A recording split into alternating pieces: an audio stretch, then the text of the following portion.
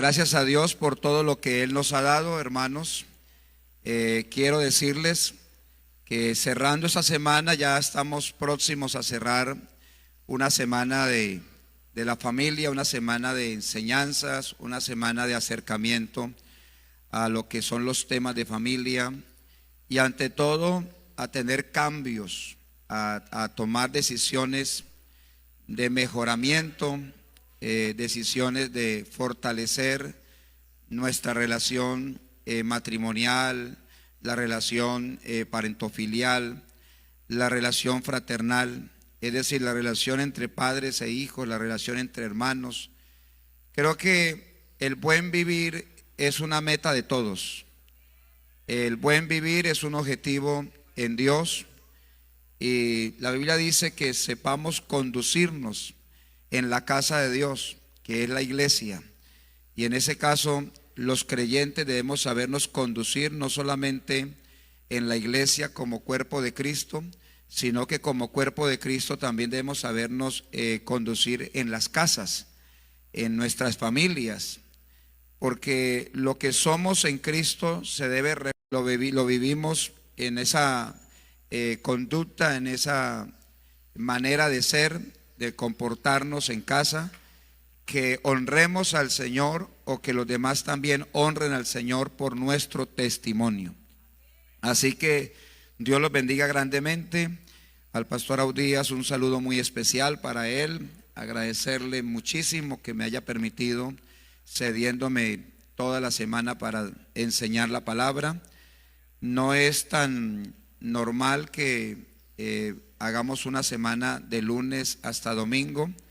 Por lo general estoy en programas solamente 2, 3 días, porque desde luego demanda pues el tema familiar también, demanda también algunos compromisos a nivel de la iglesia, pero creo que este programa ha sido realmente de mucha bendición y se justifica haber estado aquí toda la semana.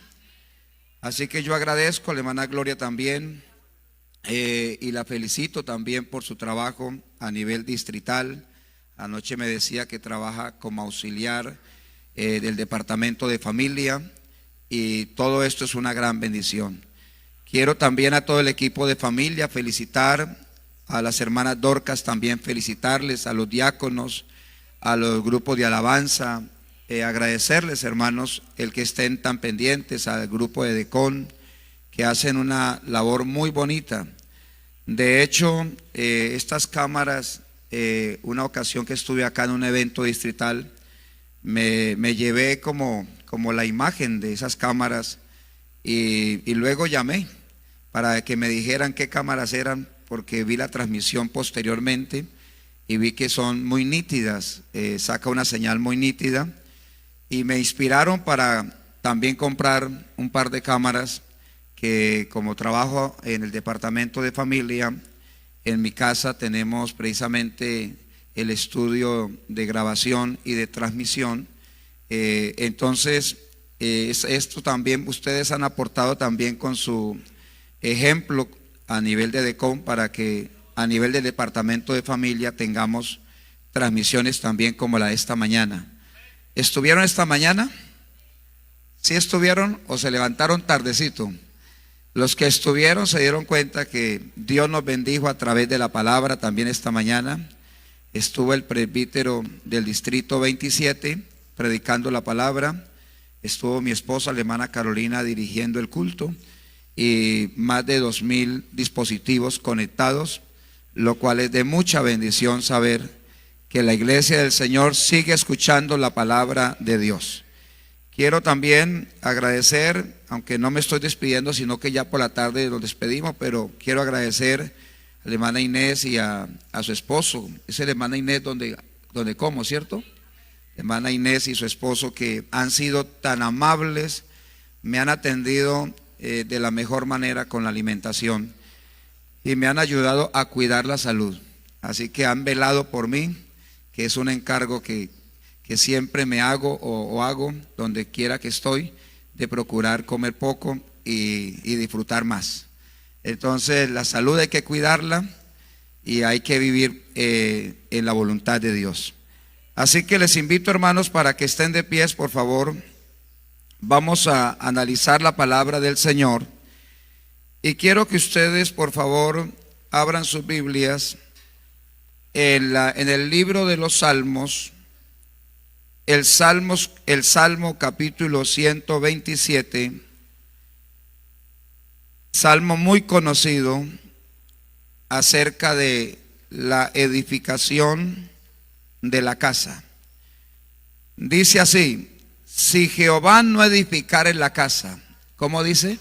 Si Jehová no edificare la casa, si no la edificare, ¿qué pasa?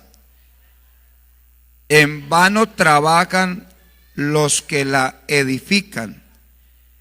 Si Jehová no guardare la ciudad, en vano vela la guardia. Leamos otra vez. Si Jehová no edificare la casa, en vano trabajan los que la edifican. Si Jehová no guardare la ciudad, en vano vela la guardia.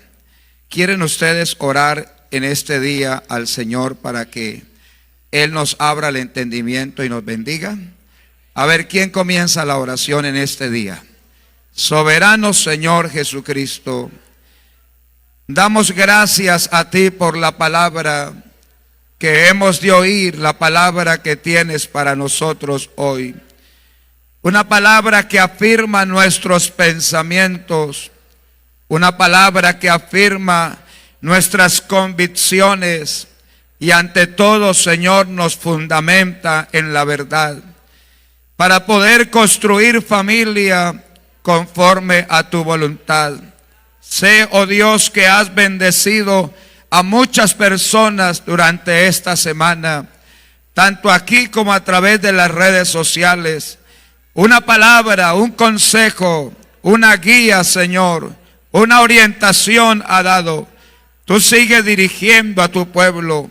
Diríjanos, Señor, para recibir la palabra y que la recibamos con gozo en el nombre glorioso de Jesús. Aleluya, amén, amén. Gloria a Dios. Digan gloria a Dios. Bueno, muchas gracias. Pueden sentarse, tenga la bondad. Vamos a detenernos hoy, o en esta mañana al menos, a pensar en lo que significa el tener una familia y que la familia permanezca en Dios. Familias que permanecen en Dios. Yo no sé si decir familias o decir personas. Yo he estado como con esa inquietud. ¿Hasta dónde son familias que permanecen en Dios?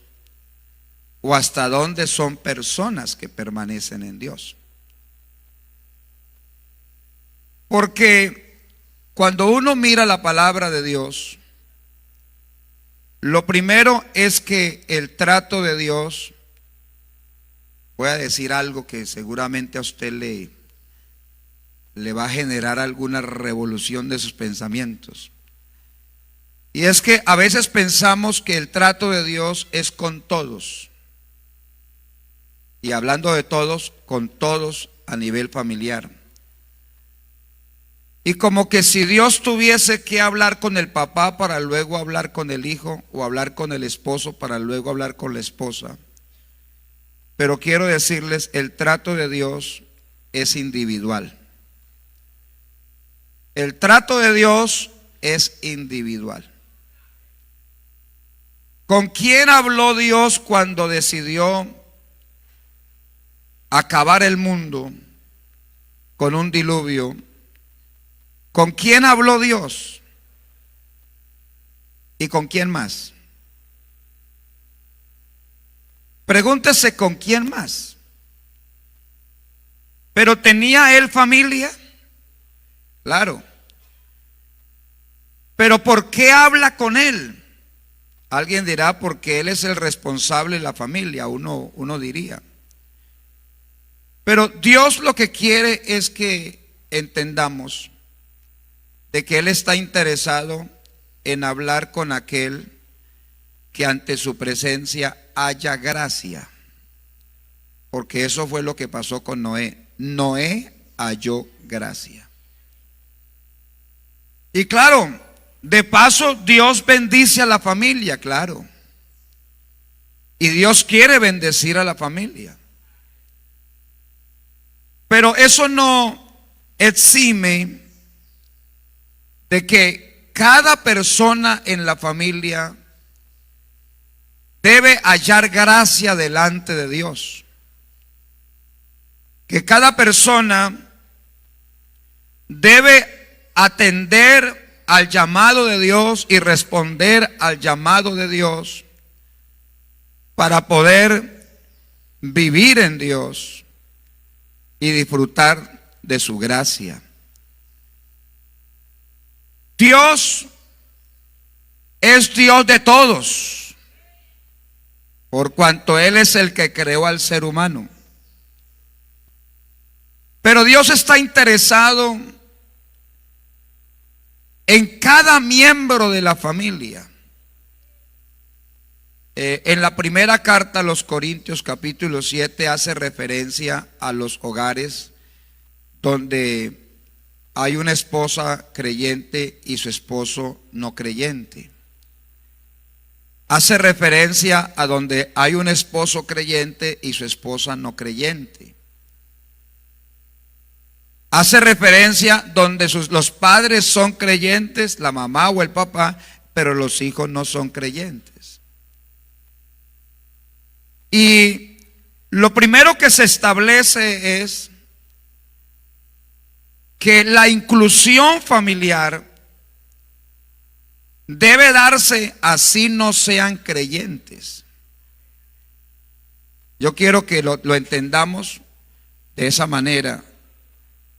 La familia está conformada por todas las personas que hacen parte de ella, indistintamente si son creyentes o no creyentes. Algunos se sienten tan demasiado espirituales que dicen: mi familia es la iglesia. Y sí, la familia de la fe es la iglesia, pero la familia de sangre, la familia de origen, llamémoslo así, de nacimiento, de crianza, usted debe entender que es aquella donde están sus padres o han estado sus padres, donde están sus hermanos. Y no podemos pensar que porque no son creyentes no son parte de la iglesia. La familia no es cristiana como familia, hablando de la familia, ni la familia es mundana. Muchos dicen: yo tengo una familia cristiana. Habrá que ver a qué le llaman cristiana. Yo tengo una familia mundana. Habrá que ver a qué le llaman mundana. La familia es familia. Lo que sucede es que en la familia puede haber personas creyentes o cristianas. Eso es distinto. Y puede haber personas aún no convertidas a Cristo. Vamos a decir así: aún no convertidas a Cristo. Porque algunos dicen: yo tengo es un diablo en la casa. ¿Y quién es el diablo? Pues mi esposo. Yo tengo una diabla en la casa. ¿Quién es la esposa? Imagínense. Yo tengo un demonio. ¿Y quién es? Mi hijo. Eso no cae ni suena bien ni a la iglesia ni a la familia. A la familia hay que respetarla. Me alegra por el amén. A la familia hay que respetarla. Pastor, pero es que no se lo merecen. Es que nosotros respetamos a la familia en obediencia a Cristo. Apréndanse en eso. Nosotros respetamos a la familia en razón a Cristo. Cuando alguien irrespeta la familia, es porque no tiene en cuenta a Cristo. Porque por más terribles que sean en su forma de vivir, quienes son miembros de nuestra familia, Dios a ellos les ha dado vida y Dios a ellos los ha bendecido, dándoles sustento, dándoles vestuario, dándoles techo y librándolos de tantas situaciones. Así que lo primero es que debemos aceptar la familia a la que pertenecemos. Dejémonos de estar pensando si hubiera nacido en la familia. Algunos parecieran no estar como tan conformes. Y algunos hasta muestran su actitud de rechazo. Haber nacido en esta familia tan pobre, qué desgracia, dicen algunos. Haber nacido en esta familia tan conflictiva, qué pesar. Y algunos hablan de su familia, pero hablan muy mal. Y yo quisiera de paso orientarles, siento en mi corazón orientarles, tener cuidado con las redes sociales. Tener cuidado con las redes sociales. Algunos exponen a su familia a través de las redes sociales. Usted ha visto unos comentarios seguramente en redes sociales que son bastante horribles, feos, de una esposa sacando a luz cosas del esposo, o el esposo sacando cosas de la esposa a luz pública, o de los hijos. O algunos no tienen el cuidado ni siquiera ni respeto por su familia ni por su cuerpo, y algunos se exponen en unos trajes, como se dice, que como uno dice, como que pierden el pudor, pierden el respeto. Exponen los niños y les parece muy bonito, y les parece que eso fuese algo que ayudara. Pero ojalá entendiéramos lo que tiene que ver con la ética de las relaciones humanas. Y quiero que usted las anote por ahí para que las tenga presente. Está lo íntimo. Lo íntimo es lo que pertenece a usted como persona en su individualidad y a su relación matrimonial. En ese los dos serán una sola carne. Hay algo íntimo. Lo íntimo es aquello que pertenece a su dignidad. Y lo íntimo no es privado. Lo íntimo es íntimo. Le pertenece a usted y le pertenece a su relación de pareja, no más. No exponga lo íntimo ni aún en lo privado. Usted me dirá, ¿y lo privado qué es? Lo privado es el entorno más cercano que usted tiene a lo íntimo. ¿Y cuál es el entorno más cercano? Su familia. ¿Y quién es su familia? Pues sus hijos, sus padres, sus hermanos, y pudiéramos decir sus parientes. Algunos lo íntimo lo revelan a los hijos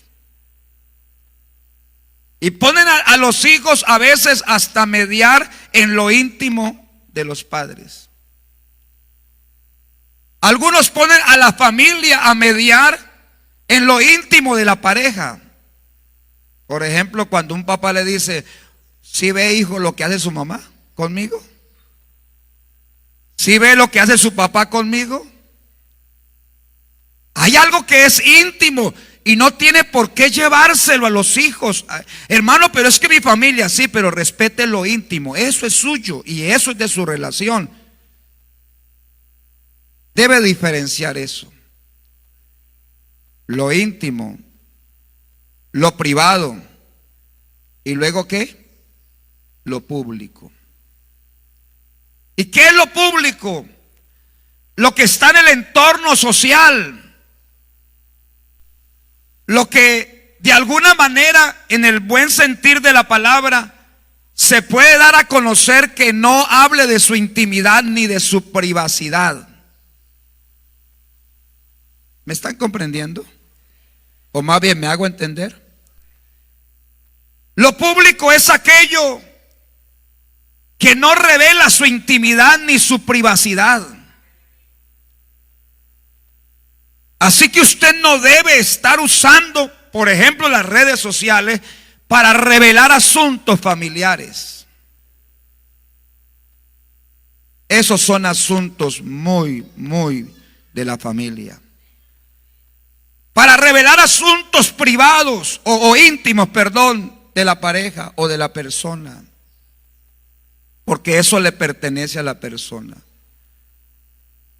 Nosotros al igual no debemos estar averiguando por lo íntimo de las personas. A veces nosotros nos metemos a averiguar cosas de la gente. Porque la gente a veces en su afán, en su desespero, buscando ayuda, abre la boca y cuenta cosas de sus intimidades. Eso no está bien. Eso no es sano. Eso no es prudente. Cuando hay alguna afectación de salud, para eso están los médicos. Cuando hay una afectación de algún orden que se necesita de un especialista, pues ahí están los especialistas. Pero aún ellos están obligados a tener reserva de lo que se trate allí y lo que corresponda a un tratamiento. Nosotros a veces, hermanos, a veces nosotros somos imprudentes. No sé si usted pueda coincidir conmigo en esta mañana, pero a veces somos imprudentes. A veces queriendo hacer más, hacemos menos. Y es que a veces la esposa se enferma y de una vez decimos, hermano, quiero que oren por mi esposa, y comenzamos a contar qué tiene y qué no tiene.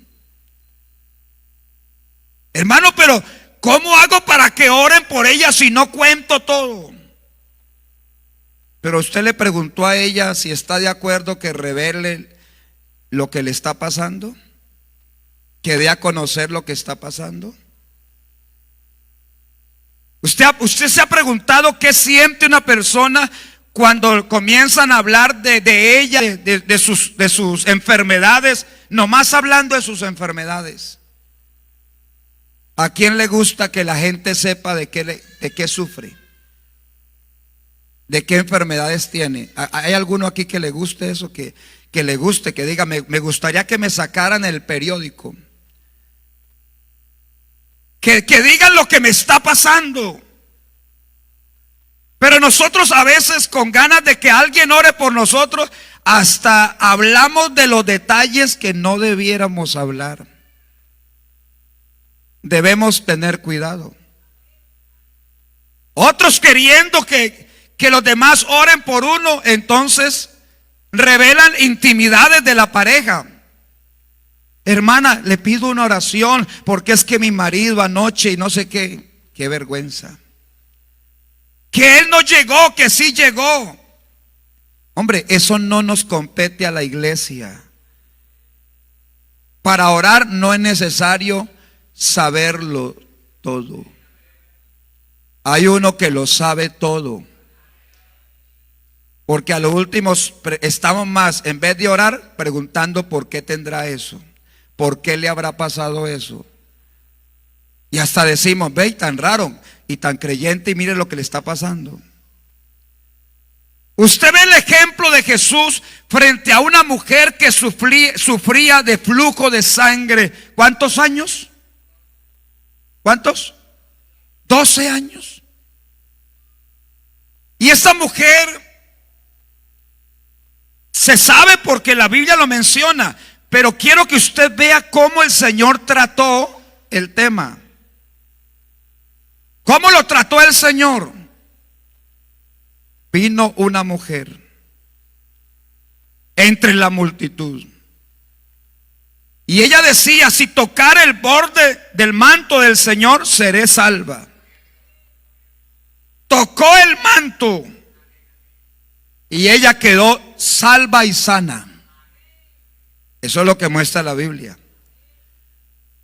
Y el Señor que dijo: ¿quién me ha tocado? Y la mujer revela: yo fui aquella mujer que te toqué. Pero pregunte si el Señor dice: bueno, ¿y qué es lo que le estaba pasando? ¿Y cómo fue? ¿Y desde cuándo? ¿Y esto y lo otro? No, el Señor no está revelando intimidades de la gente. Él lo que quiere es asistir a la gente en sus necesidades personales, y las puede asistir en cualquier momento sin que usted esté revelándole a los demás las cosas. Sabemos de una mujer que fue sorprendida en el acto mismo del adulterio. Pero lo sabemos no porque Jesús lo haya revelado así, sino porque hay gente imprudente que es la que se encarga de, como se dice, de averiguar, denunciar y hasta acusar y querer juzgar. Y cuando a Jesús se la traen, los judíos que la traen, las personas que la traen, vienen dispuestos a matarla, porque la ley ordenaba y daba permiso para que se hiciera justicia y se castigara el pecado de la infidelidad, siendo apedreados. Pero usted ve que Jesús, dice la Escritura, se agachó, comenzó a escribir con su dedo en tierra. Y como insistieran en preguntarle: ¿qué hacemos?, él se levantó y les dijo: el que de vosotros esté sin pecado, lance la primera piedra. Y volvió y se agachó. Mire que el Señor no entra a cuestionar, a hacer una investigación. Algunos son investigadores privados. Algunos están averiguando la vida ajena. Y algunos que están más interesados por saber las cosas de las personas, de su intimidad. Pero lo que Dios quiere es dar la oportunidad a alguien que se arrepienta y viva. Dios quiere la oportunidad a alguien que sea sanado y se levante. Dios quiere dar la oportunidad a alguien que tenga paz y que viva en paz. Así que, como insistieran, el Señor hizo eso. Y luego se levanta y ve que la gente no está. Porque todos los que la acusaban, el Señor dijo: el que esté sin pecado lance la primera piedra. Así que todos eran pecadores. Porque ese es el problema, que a veces quien señala cree que está limpio. El que juzga cree que está sano. Pero ojalá entendiéramos lo que Dios dice que Él quiere. Lo que Dios quiere es misericordia. Lo que Dios quiere es justicia, pero en Él, no la del hombre. Y el Señor entonces, después de que se ve que todos se han ido, queda la mujer. Ella sí no se fue. Mire cómo el Señor la trató. Le pudiera haber dicho, y no habría problema seguramente si hubiera dicho: sinvergüenza, adúltera, ¿qué más? Infiel. Pudiera haberle dicho palabras de ese tamaño. Pero el Señor lo que le dijo fue: mujer. Qué respeto de Él por esa señora que le había sido infiel a su esposo, que la habían sorprendido en el acto mismo del adulterio. Pero Jesús no le dice adúltera, le dice: mujer, ¿dónde están los que te acusaban? Y le dice: ¿ninguno te condenó? Ella dice: ninguno, Señor. Y Él le dice: ni yo te condeno.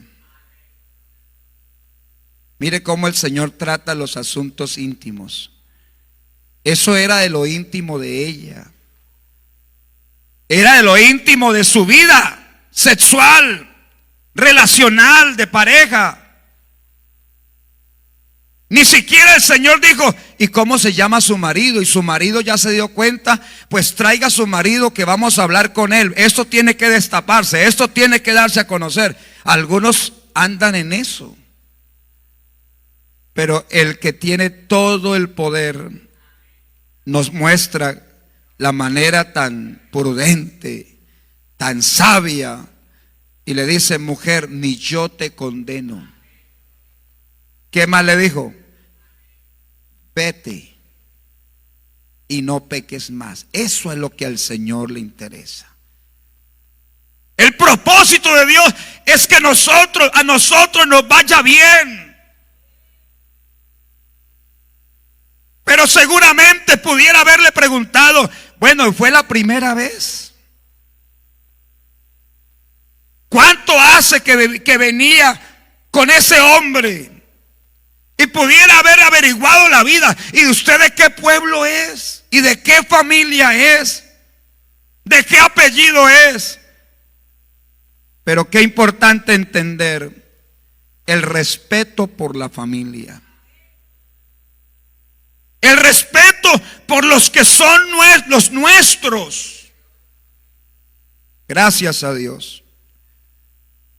Hay muchos cuadros ejemplares en la Biblia para ver cómo Jesús trató los asuntos familiares.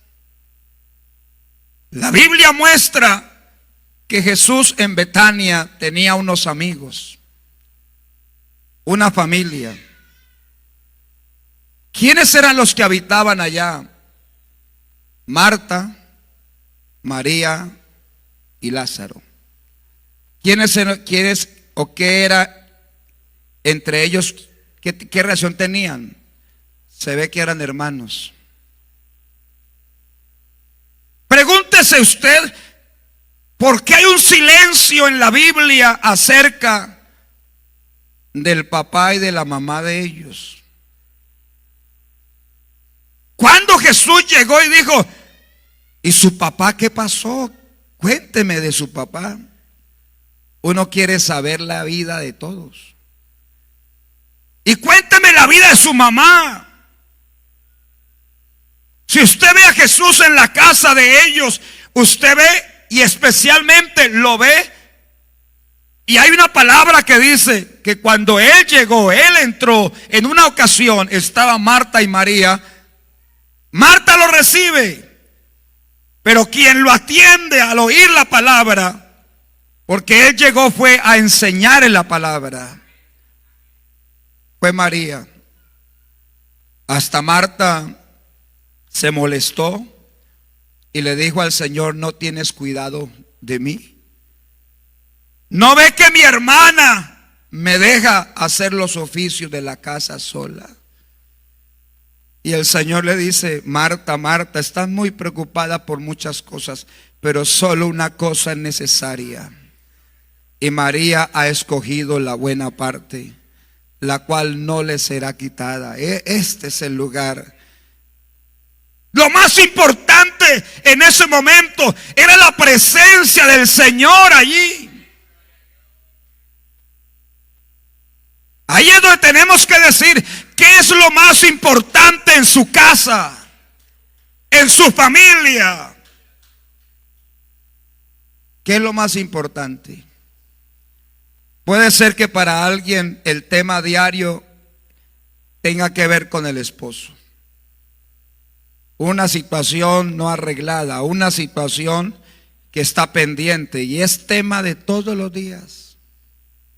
Cantaleta va, cantaleta viene, comentario va, comentario viene. O puede ser de su esposa. Puede ser que alguien en la casa todo el día es hablando de ella, pero no bien, discutiendo. No sirve. No quiero vivir con usted. O puede ser un hijo, el tema todo el día. Una parejita que, o al menos a una persona que estos días oía, me llamó la atención y dije, esto nos debe llevar a reflexionar. Y dice, hermano, estábamos en el devocional para acostarnos. Y mientras estábamos nosotros ahí en el devocional, dice, yo leímos un pasaje. Y frente al pasaje, pues hubo una pregunta ahí entre nosotros.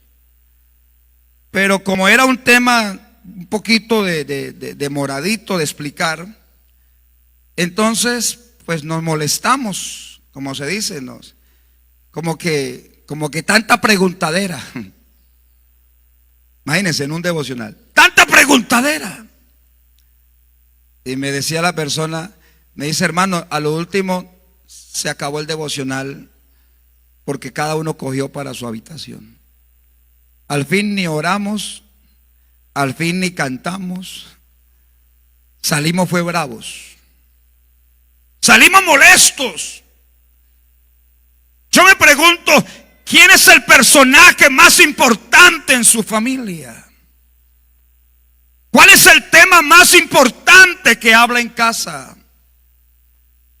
¿Sabe que de muchos hogares se ha ido la alabanza? O más bien, de muchos corazones se ha ido la alabanza. Muchos ya quieren oír alabanzas, pero no alabar a Dios. Y usted dirá, pastor, ¿eso es lo mismo? No es lo mismo. El Señor dice, fruto de labios que confiesen su nombre. Algunos no tienen un cántico nuevo. Se ha ido la palabra de Dios del corazón. Porque muchos quieren oír, pero no quieren meditar, recitar o expresar la palabra de Dios. Qué bueno sería que en esta mañana entendiéramos que el más importante en la familia y el tema más importante en la familia y la razón más importante para ser familia es engrandecer a aquel que a usted y a mí nos ha dado la vida. A su nombre sea la gloria. A su nombre sea la gloria. Con su vida, con sus fuerzas, con su alma, dicen algunos. Exprese a Dios su gratitud. Exprese a Dios con alabanza. Yo creo que si alabamos menos, si alabamos más, vamos a tener menos cantaletas. ¿No cree que pasaría eso? Si alabamos más, van a haber menos peleas. No cambie la alabanza por las peleas. No cambie la alabanza por las cantaletas. No cambie la alabanza por los regaños. Alabe a Dios de todo corazón, con toda el alma, con toda la fuerza, con toda la mente, con todo vuestro ser. Alabe a Dios, alabe a Dios, alabe a Dios, alabe a Dios, alabe a Dios. Ahí está la razón de ser de la familia.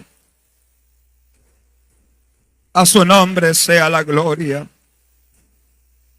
A su nombre sea la gloria. Así que la familia, o en la familia debe haber alguien conectado con Dios. Y usted dirá, pastor, ¿y eso qué beneficia? Sí beneficia. La Biblia dice, ¿qué sabes tú, oh mujer? Hablándole a la mujer cristiana, creyente. ¿Qué sabes tú si harás salvo a tu marido? Es decir, en otras palabras, el que usted dé buen testimonio, el que tenga una vida relacionada con Dios, puede impactar la vida del inconverso que vive con usted en casa. Eso es lo que dice la Biblia. Aún la Biblia usa un término para mostrar la bendición que tiene el inconverso cuando hay un creyente bien firme en el Señor, bien parado en el Señor. Y dice que ese marido es santificado en la mujer. No dice santificado en Cristo. Porque mientras no se arrepienta y no se convierta, no puede ser santo en Cristo. Pero es santificado en la mujer. ¿Y qué significa santificado en la mujer? Tiene un comportamiento que se va moldeando para, de alguna manera, agradar a su mujer, permitiéndole, por ejemplo, que se congregue, permitiéndole que ore. Suena raro permitiéndole, porque algunos son muy posesivos, pero hay otros que terminan hasta acompañándola al culto. Otros terminan orando con ella. Otros terminan escudriñando la palabra con ella. Y usted dirá, pastor, no es mi caso. Aunque no lo sea, compórtese como hija de Dios. Compórtese como hijo de Dios. Porque si usted, varón, tiene una esposa no creyente, pero no le da buen testimonio, si no impacta en ella sus alabanzas, si su oración no es vista por él, oída por él, tal vez él va a decir, eso es cualquier cosa en cuanto a la religión, a la fe. Pero cuando alguien dice, hermano, hasta le dicen hermanos a uno, los inconversos dicen, yo no soy creyente, yo no soy de la iglesia, pero tengo una mujer muy temerosa a Dios. Tengo un hombre en la casa, dice la mujer, muy temeroso a Dios. Tengo un hijo muy temeroso a Dios, porque el hijo también puede portarse bien en casa cuando sus familiares son inconversos. Cuando usted tiene hijos inconversos, la Biblia muestra de igual manera que pudiendo ellos ser inmundos, ahora son santos. Y de igual manera se habla, es decir, no se han convertido a Cristo, pero gozan de tener a un papá cristiano, a una mamá cristiana. Así que Dios nos ayude para construir familia. La familia, decía, no es cristiana ni mundana. La familia es familia. Y se debe honrar a padre y madre. Así no sean creyentes. Pastor, y si no han sido buenos padres, usted cumpla con lo que Dios ha dicho. Honra a tu padre y a tu madre. Quienes por situaciones circunstanciales, aún por el pecado y por otras cosas más, han tenido que sortear con padres difíciles, con padres que hasta han sido maltratadores y hasta abusadores. La Biblia tiene solo un mensaje. La Biblia no exceptúa a ciertos padres. No dice honra a este y a este no. El mandamiento con promesa para que te vaya o para que nos vaya bien es honra a tu padre y honra a tu madre.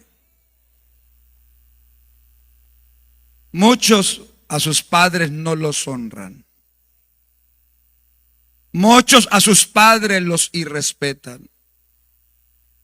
Y hasta justifican su irrespeto diciendo, pastor, él no se merece un trato digno. Él no se merece el respeto mío.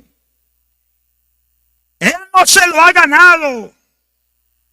Pero voy a asentar lo que dice la palabra de Dios para su bendición. Es que usted lo respeta a Él, que es su padre o que es su madre, no por la dignidad, digámoslo así, si la ha conservado o no. Cuenta, claro, pero ¿sabe por qué es? Por honrar a Dios. ¿Sí me están escuchando bien? En razón a Dios. Dios a usted le da una palabra. Y a eso vinimos esta mañana, a que nos dé la palabra. Dios a usted y a mí nos dice lo que debemos hacer. Y nos dice por qué debemos hacer tal cosa. ¿Y por qué debemos hacerlo? Porque aunque ellos no sean dignos de respeto, pero Dios les permitió a ellos, les dio la bendición de engendrar, de concebir y dar a luz. Y eso es una bendición dada al ser humano. Sean casados o no sean casados, usted ve que pueden engendrar, pueden concebir, pueden dar a luz. Y usted era pastor, ¿y por qué el Señor avala eso? Porque su palabra es fiel y verdadera. Su palabra permanece para siempre. Y Él dijo, o dice la palabra, los bendijo y les dijo, tengan muchos hijos. Así que usted y yo somos producto de esa bendición dada al ser humano. Así que Dios bendijo a nuestros padres, permitiendo que nosotros naciéramos. Y los que estamos aquí, todos le debemos la vida a Dios y le debemos nuestra existencia, el que estemos aquí también, a nuestros padres. No lo olvide. En una enseñanza una vez me puso Dios en el corazón y me dijo, ¿sabes qué? No existe el hijo de nadie. Y a mí me llamó la atención ese día. ¿Cómo así? Y el Señor me dijo, todos son hijos de alguien. Y alguien dirá, pastor, pero yo no conocía a ese alguien. Y otro dirá, y a mí no me importa, no tengo deseo de conocerlo. Pero aunque piense así, usted y yo somos hijos de alguien. Hay un dicho que ha sido mal, ha hecho mal en la vida. Y es ese dicho que madre solo hay una y que papá ¿qué? ¿Qué es lo que dicen? Madre solo hay una y papá ¿qué? Algunos hasta usan una expresión vulgar, cualquiera. Y algunos dicen, usted necesita de mamá, no de papá. Porque algunos dicen, cualquiera puede hacer de papá. No. Usted es hijo de un papá. Que lo haya criado otro y usted le diga papá, es de respeto, claro, es de honra. Y tiene valor porque lo crió. Debiera haberlo criado quien lo engendró. Pero no obstante, aunque no lo haya criado, hubo uno que lo engendró. Y es digno de respeto. A los hijos se respetan también. Hay 3 metáforas en la Biblia que nos enseñan el respeto por los hijos. Uno, dice, es cosa de estima el fruto del vientre. Es porque ellos son de gran valor, los hijos. Y lo asocia con la herencia. Herencia de Dios son los hijos. Pero hay otra metáfora que dice, como saetas en mano del valiente.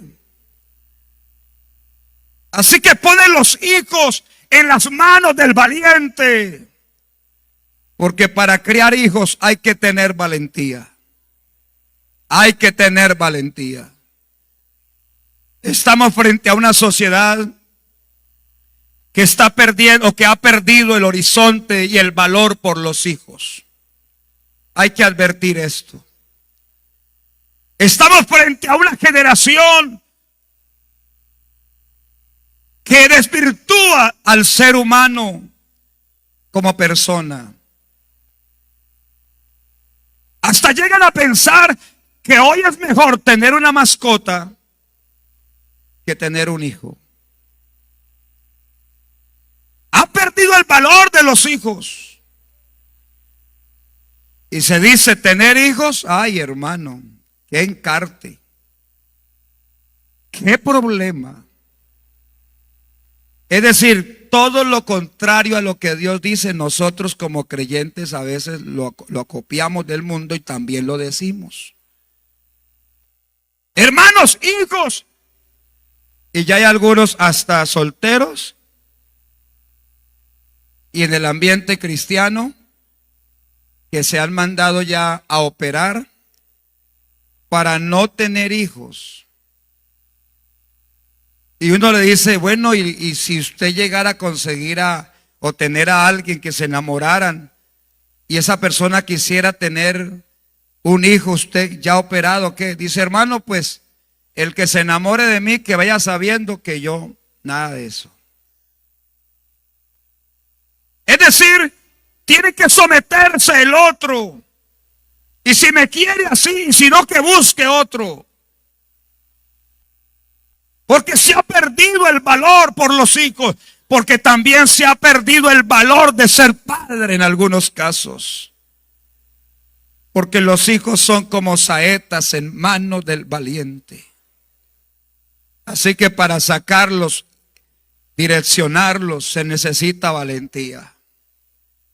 Pero hay otra metáfora, y es que son como plantas de olivo. Y dice, alrededor de tu mesa. Es decir, son bendición para usted. Pero lo que Dios ha dejado para que sea bendición, hoy lo vemos como una maldición. Hoy lo vemos como un problema. Si uno hace cuentas, la pregunta es, ¿qué pasará con la próxima generación? De la que no hay todavía, pero la que vendrá. ¿Qué pasará?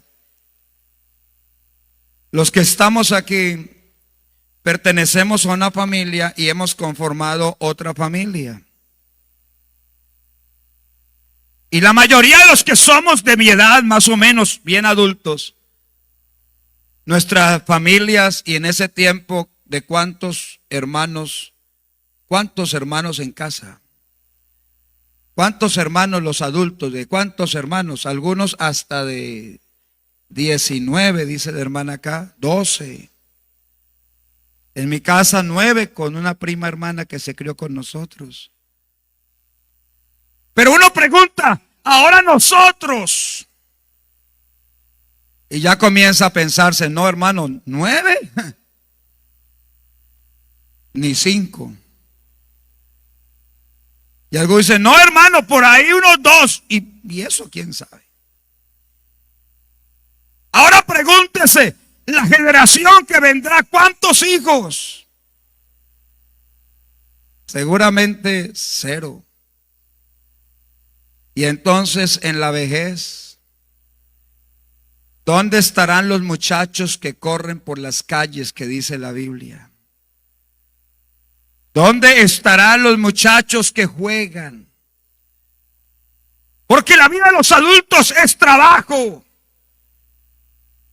La vida de los niños es jugar. Y a veces no nos entendemos ni entre padres e hijos y ni siquiera les permitimos jugar. Pero ojalá entendiéramos que el propósito de Dios es que vivamos en familia y nos aceptemos en familia, que nos respetemos en familia. que tanto los hijos honren a los padres como los padres respeten a sus hijos. Dice la Biblia: padres, no exasperéis a vuestros hijos. Hay padres cantaletosos con los hijos, que en vez de educarlos y enseñarles, todo el tiempo es amenazando. Todo el tiempo es castigando. Y claro, como nosotros fuimos criados con el rejo, ¿con qué más? Con el palo de la escoba. ¿Con qué más? Acuérdenme. ¿Con qué? ¿Con la ortiga? Ortiga. Guayabo. Ay, vea. Mata de café. A mí sí me dieron con la de café también. Fue la última pela que me dieron. La recuerdo muchísimo como si fuera hoy. La última fue con una mata de café, unas ramas. Y otros, hasta plan de una peinilla. La chancla voladora. ¿Cuántos son de la generación de la chancla voladora? ¿A cuántos los aterrizaron con la chancla de la mamá? Y los muchachos de hoy en día no saben qué es una chancla. Ellos dirán: ay, hermano, eso no pesa nada. Lo que pasa es que en ese tiempo las chanclas eran como las llantas de los tractores. Eso era, no sé cuánto pesaba, no sé si alguno recuerda cuánto pesaba una chancla de esas, pero esas chanclas eran de llanta de carro. ¿Y usted sabe qué era que uno corriera?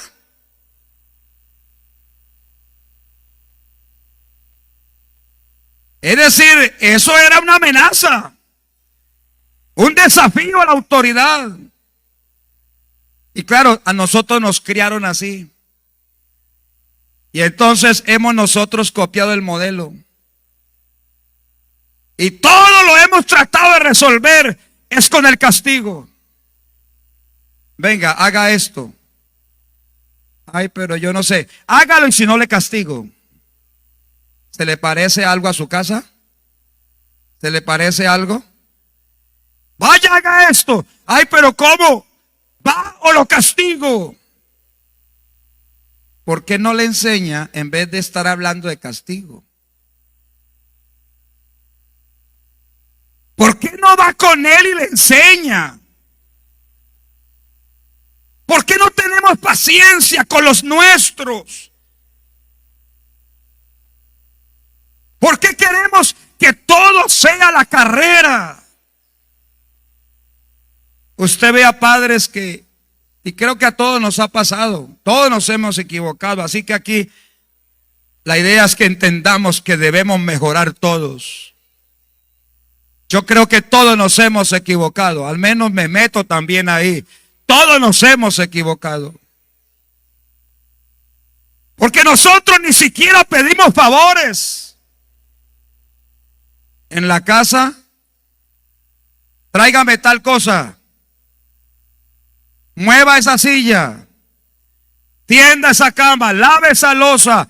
Haga de comer. ¿Y por qué no somos más humanos, más personas? ¿Por qué no somos más sensibles? Que así como queremos que los demás nos traten, ¿por qué no tratamos a los demás? El Señor dijo: esa es la regla de oro. Como quiera que a usted lo traten, así trate usted. Como quiera que lo traten. ¿Y qué quiere usted cuando alguien le dice, cuando el esposo le dice: tráigame la comida? ¿Qué quiere usted como esposa que le diga? A ver, ¿qué quiere? ¿Cómo? Mi amor, hágame el favor. Alguien dirá: pastor, pero uno con hambre. Y claro, cuando uno tiene hambre, el cuerpo se revela. ¿Te has notado que cuando llega el momento del almuerzo, uno se le va subiendo un poquito ya como la temperatura, uno como que el calorcito se le va subiendo al cuerpo y el rostro le va cambiando y ya se vuelve un poquito más, perdónenme la expresión, hasta gruñón, dicen algunos. Y algunos son amenazadores. Pero ¿por qué no bajarle el tono? Yo he estado estos días dando una receta muy práctica en la vida. Y lo he aprendido en los restaurantes, ya que yo como mucho en restaurante ahora viajando. Y lo he aprendido. ¿Y sabe qué hacen los expertos en los restaurantes? Aprendamos eso para la casa. Hay cosas que uno puede copiarlas. Es que cuando uno pide un plato que se va a demorar, ellos allá le traen una agüita o le traen lo que se llama una entradita. ¿Y qué es una entradita? Unas papitas ahí, unos platanitos ahí, unas crispetas. Y usted dice, ay, tan amables. Sí, son amables, pero es que ellos ya saben que si usted no está al menos probando algo, usted va a estar allá mirando. A ver, ya van a traer, si no me voy. Porque eso nos pasa a todos. Dígame, ¿a quién le pasa eso? Que cuando no le sirven rápido, se va desesperando. Pero sucede que el otro, en vez de traerle crispetas, se le encrespa. ¿Sí me hago entender a qué me refiero? En vez de traer unas crispeticas ahí, se le va. Pues espérese, nadie se ha muerto de hambre. Imagínense. Es un desafío. ¿Desafío qué? Al hambre. No a la persona, sino al hambre que tiene. Entonces yo les he dicho, primero uno ya conoce el cuerpo. Y uno tiene que trabajar también a administrar el cuerpo. Y yo le recomiendo, vea, cómprese un maní, por ahí si puede, si la salud le permite, cómprese una bolsita de maní y écheselo al bolsillo. ¿Será pastor para qué? ¿Eso qué hace en el bolsillo? No, para cuando usted le dé hambre y esté como con mucha hambre y le digan, espérese que todavía no está, en vez de gritar, saca la bolsita, un maní.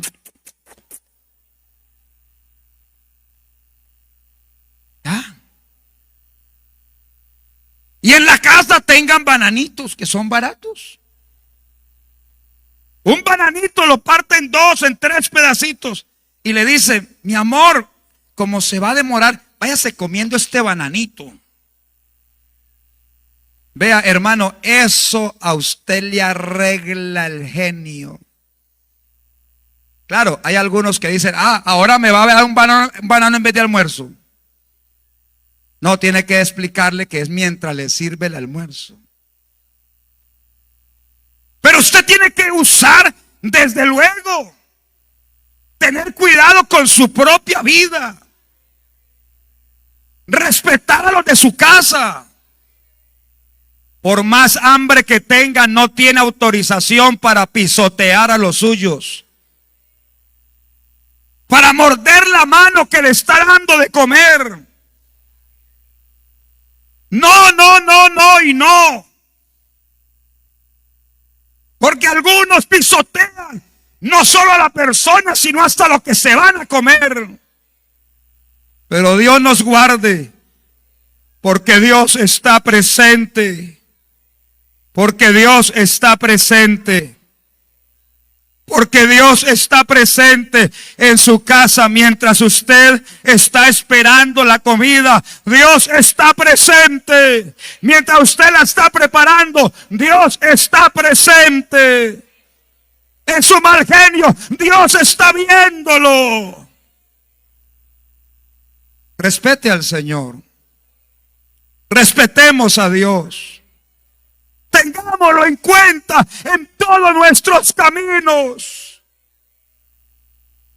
Yo he venido observando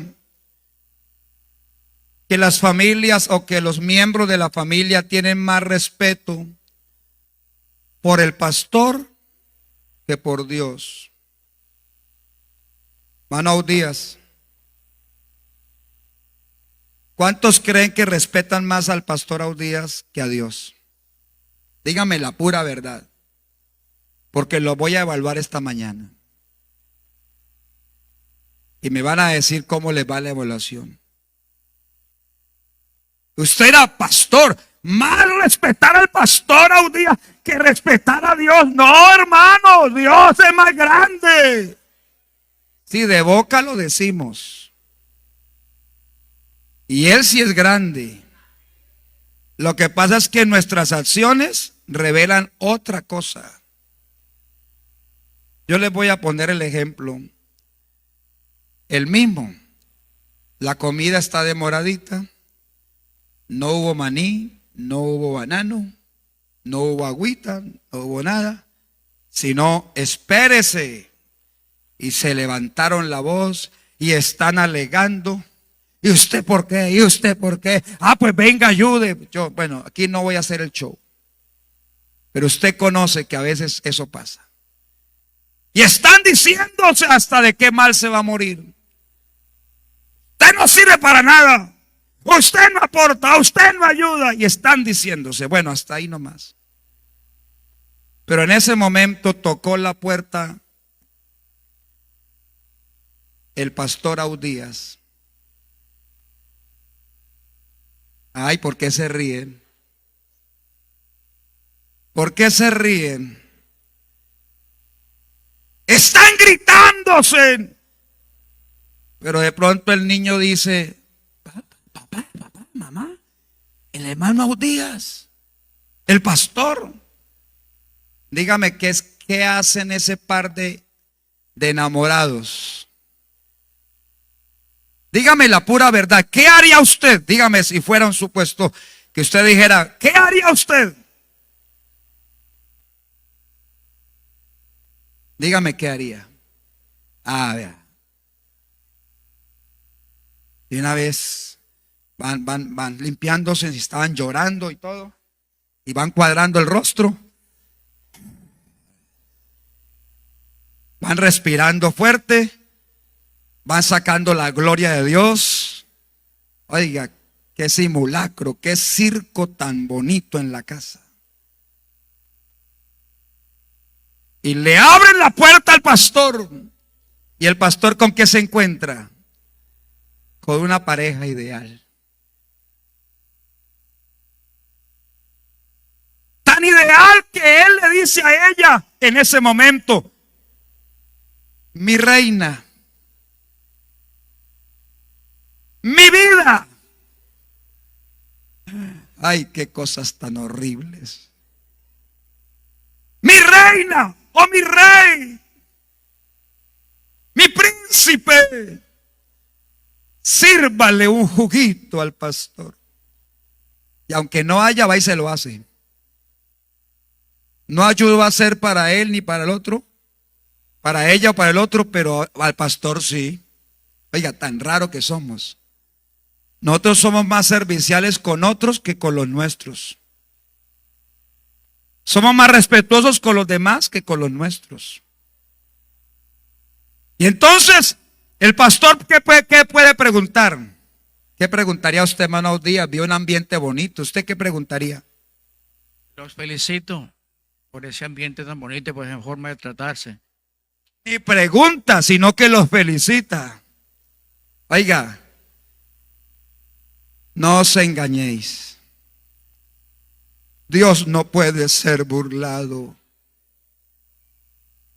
No os engañéis a vosotros mismos.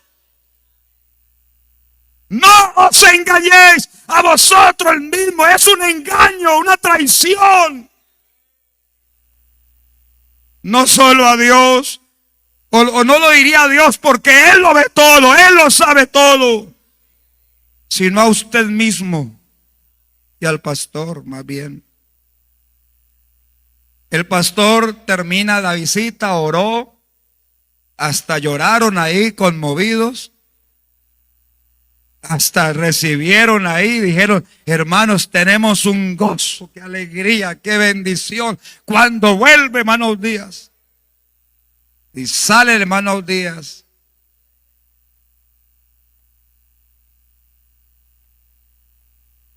Y se van a orar. Se arregló todo. Hay alguien que le dijo, pues se le acabó el reinado. La llamó reina o lo llamó rey mientras está el pastor, pero cuando se fue, se le acabó el reinado. Hermanos, nosotros a veces no respetamos a Dios. Porque antes de que llegara el pastor Audías, Dios estaba ahí. ¿Si lo creen o no lo creen? Dios estaba viendo la pelea. Ay, pastor, pero es que si la vio, ¿por qué no se metió? Porque algunos creen que Dios es un árbitro. Creen que Dios es el que separa a los dos que están dándose en el ring. Yo quiero decirle, Él hace responsable a cada uno de sus acciones. Él lo hace responsable a usted y a mí. ¿Cuánto le dan gloria a Dios en esta hora? Así que la familia, para permanecer en Dios, no es tan sencillo, no es tan de decirlo. Es decir, que Dios está viéndolo todo, sí, Él es omnipresente. Pero que todos tengan relación con Él en intimidad no es cierto. Algunos están muertos espiritualmente, aún en la casa, delante de Dios. Algunos andan totalmente aparte de Dios. Y por eso sus acciones, por eso su manera de hablar, su manera de decir las cosas, de pedirlas, por eso la manera de servir, porque se muestra en lo que hay dentro de su corazón. Guerra, pleitos, celos, iras, contiendas, disensiones, murmuraciones.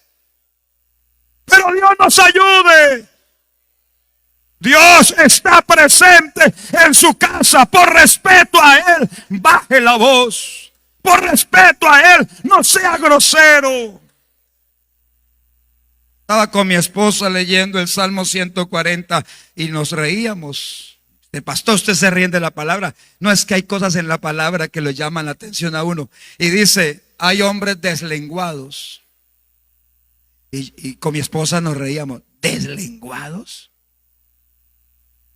De lengua viporina. Y uno dice, ¿qué es eso? Y dice, de lengua de víbora. Y uno dice, Dios dice eso, sí. Que hay gente con lengua de víbora. Que hay gente deslenguada, es decir, que no controla lengua.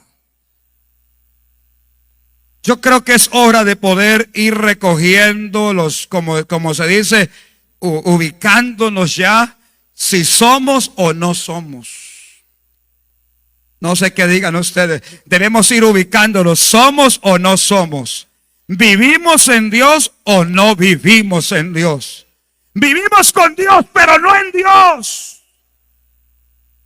Pero yo quiero decir, el propósito de Dios no es solo vivir con ustedes o vivir conmigo. Es vivir en ustedes y vivir en mí. Aleluya, vivir en nosotros. Pero no solamente Él quiere vivir en nosotros, porque alguien dirá, pues si quiere vivir en nosotros, pues que viva en nosotros, de Él es el problema. No, Él quiere que nosotros también vivamos en Él. Yo creo que es más fácil que Él viva en nosotros que nosotros en Él. Piense por un momento. ¿Qué es más fácil? ¿Que Él viva en nosotros o que nosotros vivamos en Él? Y ahí descubre qué es lo más difícil entonces. Lo más difícil es vivir entonces en Él. Pero en esta mañana Dios nos llama a vivir en Él. Adán y Eva vivieron con Dios. Caín y Abel vivieron con Dios. Pero ellos desconocieron el señorío de Dios. Al menos Caín, al menos Adán, al menos Eva, al menos ellos. Porque de Abel se dice que fue el hombre justo y de fe. Usted ve que hubo situaciones allí. Adán y Eva, la primera pareja, los primeros seres humanos, hombre y mujer, están casados. Dios está con ellos. Dios les ha dado mandamiento. Podéis comer de todo menos del árbol de la ciencia del bien y del mal. Y les advierte, el día que coman de ese árbol, del fruto de ese árbol, van a morir. Pero ni siquiera porque ven la sentencia les llevó a obedecer. Desobedecieron. Ignoraron la palabra de Dios. El problema nuestro es que nosotros vivimos con Dios, pero ignoramos su palabra. ¿Cuántas veces Dios nos ha hablado y uno dice, sí, tiene toda la verdad, sí, esa es? Yo creo, Dios me habló. ¿A cuánto les ha hablado esta semana? ¿A cuánto les está hablando hoy? Que usted diga, a mí me está hablando hoy. Ahora preguntémonos, ¿y cuántos han hecho caso a la palabra durante la semana? Ay, ¿por qué bajó el amén? No, ¿verdad? Pregúntese. ¿Y cuántos han hecho caso a la palabra? Vea, Pastor Audías, debo quedarme otra semana. 15 días más me va a dejar acá. Porque yo dije que hasta que no mejore yo no me voy. No pierdan la platica que dijo el hermano que era la inversión. ¿Por qué? Porque si usted no mejora, si usted no cambia, Dios ha hablado muchas veces y de muchas maneras. Hermanos, hermanas, repito, Dios ha hablado muchas veces y de muchas maneras.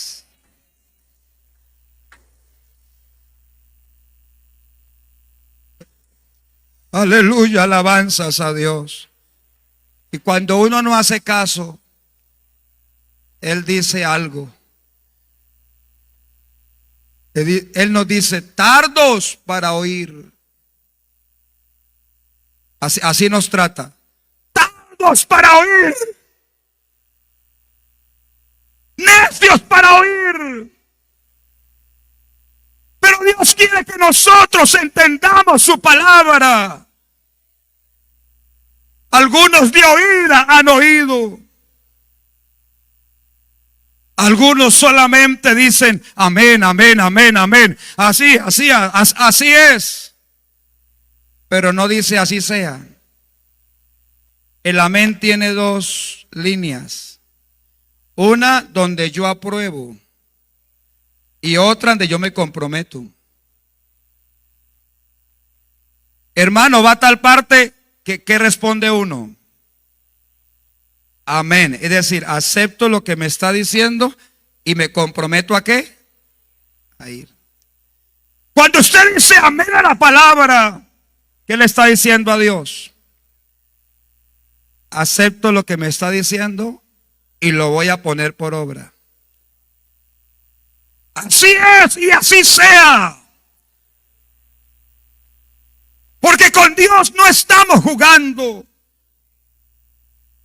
Hoy tenemos que tomar una decisión en serio.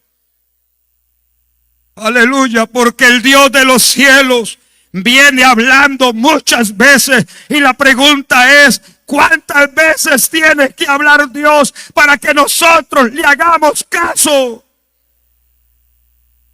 ¿Cuántas veces tiene que repetirnoslo Dios? Pero yo creo que hoy, en esta mañana, al menos debe haber alguien acá que diga: ya entendí, ya voy a poner por obra, ya voy a cambiar mi manera de ser, ya no voy a ser el mismo, ya voy a tomar en serio la palabra de Dios, ya me voy a proponer hacerla, cumplirla. Porque no podrá usted pensar en una familia que permanece en Dios cuando usted no permanece. Cuando usted no permanece. Hágase una evaluación familiar hoy. Les invito. Ustedes conocen en parte a su familia. Yo conozco la mía. En parte, digamos, lo que conocemos de nuestra familia. ¿Cuántos son en su casa? ¿Cuántos son ustedes en su casa? ¿Ustedes cuántos son, hermano? ¿Cuántos son en su casa? De su familia, 10. 5. A ver, por allá. ¿Cuántos? 4. 5. Hagamos un ejercicio. De los 10, ¿cuántos permanecen en Dios? Con lo que ustedes más o menos ya saben de qué es permanecer en Dios. ¿Cuántos? No me diga acá, no voy a decir por qué. Pero solamente usted comience a pensar, ¿cuántos permanecen en Dios? Alguien dirá: pastor, en mi casa todos son bautizados. No estoy preguntando cuántos son bautizados. Estoy preguntando algo más. Porque hay gente bautizada pero no arrepentida. Hay gente bautizada pero no convertida. Hay gente bautizada pero no ha nacido de nuevo. Y usted dirá: pastor, no entiendo. Hay gente que se ha bautizado pero no han conocido a Dios. Conocieron el bautismo, pero no conocieron a Cristo el Señor. Y se nota por la manera de vivir. Y lo llaman Señor, Señor, pero no hacen lo que Él manda. Y ese es el reclamo continuo de Dios. ¿Por qué? ¿Por qué me llamáis Señor, Señor, y no hacéis lo que yo os mando? ¿Cuántos le dicen a Él Señor, pero no obedecen al Señor? No hacen caso al Señor y hasta dicen: dura es esta palabra. Algunos dicen: es demasiado difícil. Pero el Señor está diciendo en esta mañana: vengan a mí todos los que estáis trabajados y cargados, que yo os haré descansar. Hermano, ¿no le parece algo grande, glorioso, que después de tanto tiempo de usted estar en la vida como creyente, en la vida cristiana, en la iglesia, que el Señor en esta mañana levante su voz y aún le siga diciendo: venid a mí todos los que estáis trabajados y cargados, que yo os haré descansar? ¿No le parece algo bonito de Dios? Y usted dirá: pastor, pero después de tantos años, sí, Él sabe cuál es su levantarse. Él sabe cuál es su acostarse. Él sabe cuáles son sus pensamientos. Él sabe cuáles son sus intenciones. Él sabe lo que usted está haciendo. ¿Y por qué lo está haciendo? Hermanos, vean en la Biblia eso. Caín y Abel trajeron, ¿qué trajeron? Ofrenda a Dios. Caín y Abel, el uno era pastor de ovejas, el otro era labrador de la tierra. Y los dos trajeron ofrenda a Dios. Y permítame hacer como una reflexión ahí. Nuestro compromiso con Dios va en primer lugar. ¿Y cuál es el compromiso con Dios? Su vida y lo que usted ofrenda. Su vida y lo que usted da. Dios no obliga a nadie ni a venir ni a traerle ofrenda. Pero todo el que lo reconoce a Él como Señor debe aprender que a Él no venimos con las manos vacías. Porque todo lo que tenemos Dios nos lo ha dado. Y cuando uno habla de esto, habla de la mayordomía, que es otro tema amplio. Pero algunos queremos ignorarlo. Y yo quiero decirle, no ignore lo que para usted es de bendición y para su familia es bendición. ¿Sabe que hay una palabra bonita del Antiguo Testamento que dice que el Señor abrirá las ventanas de los cielos y derramará bendición hasta que sobreabunde? ¿A dónde y a quiénes? ¿A quiénes y sobre quiénes derramará bendiciones hasta que sobreabunde? ¿A quiénes y sobre quiénes? A quienes traen su ofrenda a Dios. Y en ese texto se habla especialmente de los diezmos. Usted sabe que también se habla de eso. Usted era pastor, ¿qué tiene que ver eso? Es que permanecer en Dios es permanecer en su palabra, permanecer en su obediencia. Y alguien dirá, pastor, pero yo no puedo hacer con lo mío lo que quiera. Sí, con lo suyo, pero no con lo que es de Dios. A Dios lo que es de Dios. Y al César lo que es del César. El mismo Cristo lo dijo. Así que cuando alguien trae ofrenda a Dios, trae sus diezmos, Dios se glorifica o es glorificado por esa persona, porque es en gratitud, en reconocimiento a Dios. Caín y Abel lo trajeron. Alguien pudiera decir, y yo no pudiera hacer entonces con la ofrenda, con los diezmos, cualquier cosa, es decir, llevarlo a cualquier parte. Dios ha instituido cómo hacerlo y dónde hacerlo. Y Él dijo, traer los diezmos al alfolí. No dijo exclusivamente a un pastor, sino al alfolí. Y la iglesia tiene en cuenta que hay un lugar donde he visto hermanos esta semana depositando en el alfolí. Pero yo quiero decirles una cosa, no solamente usted lo haga, invite a sus hijos que lo acompañen, porque esa es la bendición que Dios le ha dado a usted y a sus hijos. Y que ellos aprendan como aprendió Caín y Abel.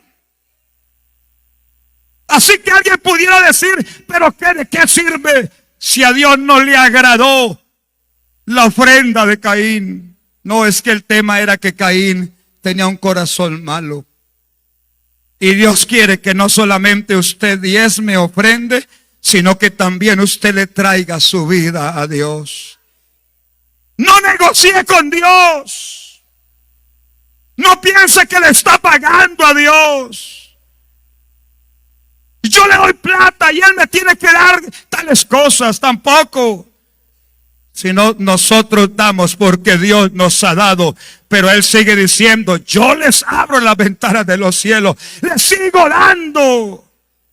Así que iglesia, vamos a vivir en Dios.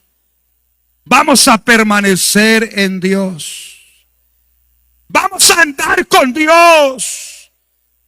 ¿Y sabe cuál es la esperanza final de todos los que permanecemos con Dios y andamos con Dios, es que un día el Señor nos va a levantar. Un día nos va a llevar a su gloria eterna. Un día seremos transformados. Un día ya no estaremos aquí. Y hermanos, hoy deseamos ese día, pero deseamos que todos nosotros estemos con Él en gloria.